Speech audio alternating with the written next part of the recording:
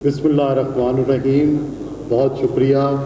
ये आज की महफ़िल बहुत तवील हो गई है, बहुत लंबी हो गई है, आप लोग थके होंगे। आज मेरे बोलने का कोई मौका नहीं है। मैं बोल भी चुका, लिख भी चुका, अपनी कहानी बयान भी कर चुका। आज जो कुछ मेरे बारे में कहा गया, सच तो ये है कि मैं बिल्कुल इसके काबिल नहीं हूँ।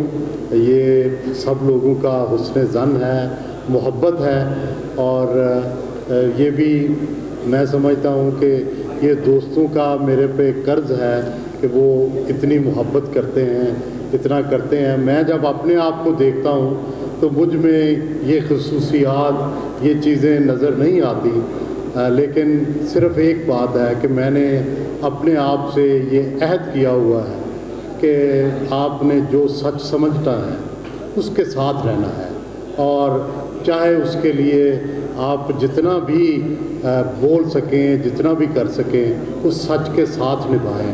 तो मैं बहुत पहले जब मैंने सहाफ़त ज्वाइन की थी तो उस वक़्त दो रास्ते थे। उस ज़माने में सहाफ़त में पैसे नहीं होते थे, लेकिन और बहुत कुछ होता था। तो मैंने ये फ़ैसला किया था कि हमने फ़कीरी में और सीधे रास्ते पे चलना है, चाहे इस पे जो भी रुकावट आवे। अभी तक यही कोशिश है कि उसी सीधे रास्ते पे, उसी फ़कीरी में ज़िंदगी गुजारें। ये अलग बात है कि टीवी आने से कुछ पैसे हमें ज़्यादा मिलने शुरू हो गए, ज़िंदगी में तब्दीली आ गई, लेकिन तबीयत में कोई तब्दीली नहीं आई, मिजाज में कोई तब्दीली नहीं आई, तहरीर में कोई तब्दीली नहीं आई, अपनी आवाज़ में कोई तब्दीली नहीं आई। और कोशिश ये है कि यही तब्दीली जो है ये हमेशा रहे। जो कुछ बड़ों से सीखा है उसी तरह उसको बयान करते रहें। बहुत शुक्रिया, बहुत मेहरबानी। जनाब मुजीबुर शामी साहब से कि वो आएँ और उस्ताद की कलमात से नवाजें। इंशाअल्लाह मुजीबुर शामी कहानी पे भी काम शुरू होने वाला है और अन करीब इंशाअल्लाह उसकी तफरीर से बड़ी करेंगे। अब मैं गुज़ारिश करूँगा नामी ग्रामी जनाब मुजीबुर शामी। बिस्मिल्लाहिर्रहमानिर्रहीम। नहमदुहु व नसल्ली अला रसूलिल करीम व अला आलिहि व अस्हाबिहि अजमईन। जनाब मोहतरम सुहेल बराइच साहब,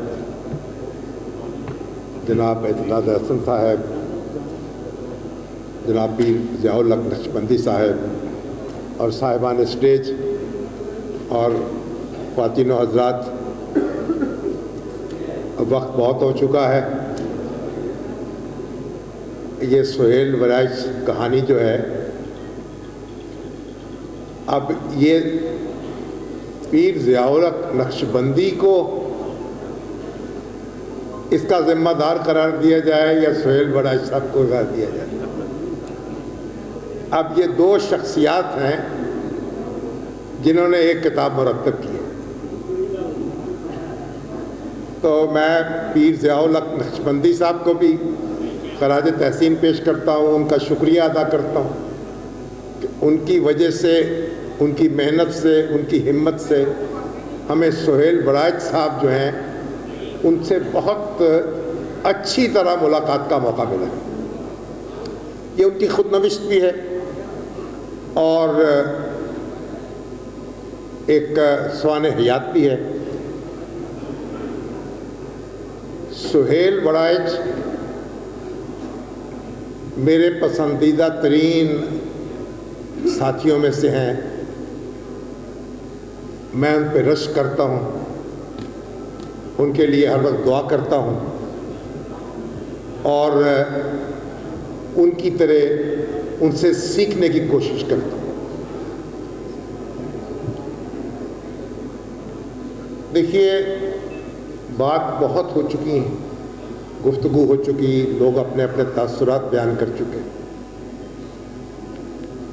इस वक्त पाकिस्तान को सुहेल बराइच के लहजे की जितनी ज़रूरत है इससे पहले कभी नहीं थी। हम एक दूसरे से बरसरे पैकार हैं, हम आप अपने दुश्मन बन चुके हैं। हम इख्तलाफ की हदूद व क़यूद फलांग चुके हैं, हम बात करने का सलीका भूल चुके हैं।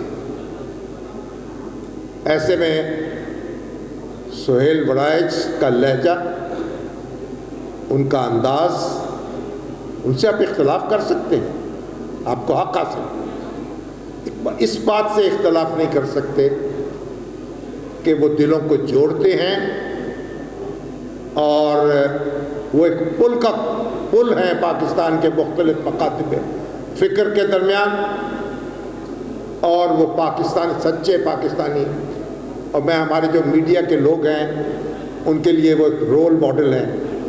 وہ اس کتاب کو پڑھیں، اس کہانی کو پڑھیں، دیکھیں کس محنت کے ساتھ، کس ہمت کے ساتھ اور کس لگن کے ساتھ سہیل وڑائچ کی تشکیل ہوئی ہے، تعمیر ہوئی ہے، اور پھر آگے انہوں نے اپنا فیض عام کیا ہے۔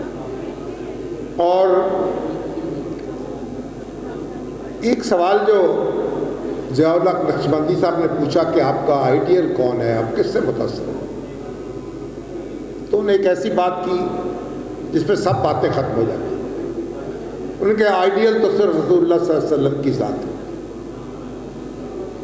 ہمارے سامنے جو اسوہ حسنہ ہے اس کو ہم نے فالو کرنا ہے۔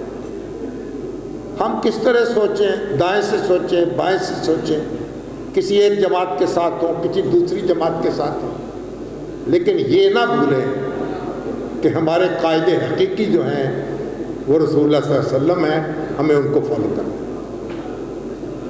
اور اگر ہم ان کو فالو کریں تو یہ تقسیم جو ہے، جو ہم نے اپنے اندر خود پیدا کر لی ہے، یہ کم ہوتی چلی جائے گی۔ تو مجھے خوشی ہے کہ سہیل وڑائچ صاحب کے ساتھ رفاقت نصیب ہوئی، ان سے ملاقات کا شرف حاصل ہوا۔ آج ان کے بارے میں انہوں نے خود کہا ہے، ان کی جو پسندیدہ شخصیت